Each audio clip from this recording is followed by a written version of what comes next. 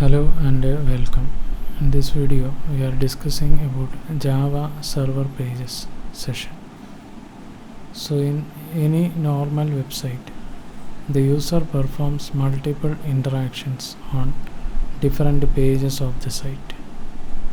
It is beneficial for the site to customize the data according to each user, and this allows the user to maintain a personal space for their specific activities according to their interests. For all these purposes, the JSP provides session implicit object. So you will learn about various methods and concepts used to create and manage a session using JSP. So what is a session? So a session can be defined as an object associated with each user with a unique session ID, and the user's data is based on the account they have registered. Different forms of data can be set in a session.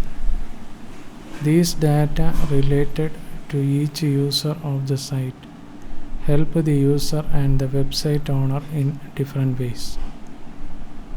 So as you know, HTTP is a stateless protocol. So whenever a user visits a web page, the user opens a separate connection with the web server, and the server does not keep a record of preceding client requests. Different approaches to maintain a session between client and server are: 1. Cookies. Cookies are text files that allow programmers to store some information on a client computer, and they are kept for usage tracking purposes. Passing session ID in URL. So adding and passing session ID to URL is also a way to identify a session. However, this method is obsolete and insecure because the URL can be tracked. The session implicit object. So a session object is the most commonly used implicit object implemented to store user data to make it available on other JSP pages until the user session is active. And the session implicit object is an instance of a Java x.servlet.http session interface.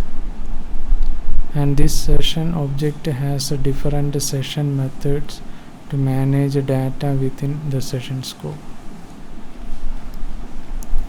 JSP session methods. Public object getAttribute string name is used for returning the object bound with the specified name for a session and null if there is no object. Public enumeration getAttribute names is used for returning an enumeration of string objects that will hold the names of all the objects to the session. Public long getCreation time is used for returning the time when the session was created right from midnight. Then public string getID is used for returning a string that will hold a unique identifier assigned to your session.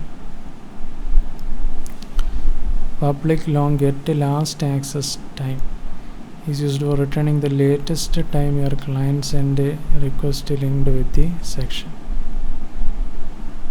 Public int getMax inactive interval is used for returning the highest time interval in seconds, which has to be maintained by the servlet container as a session gets opened between client access. Public void invalidate is used for invalidating a session and unfinds its objects onto it.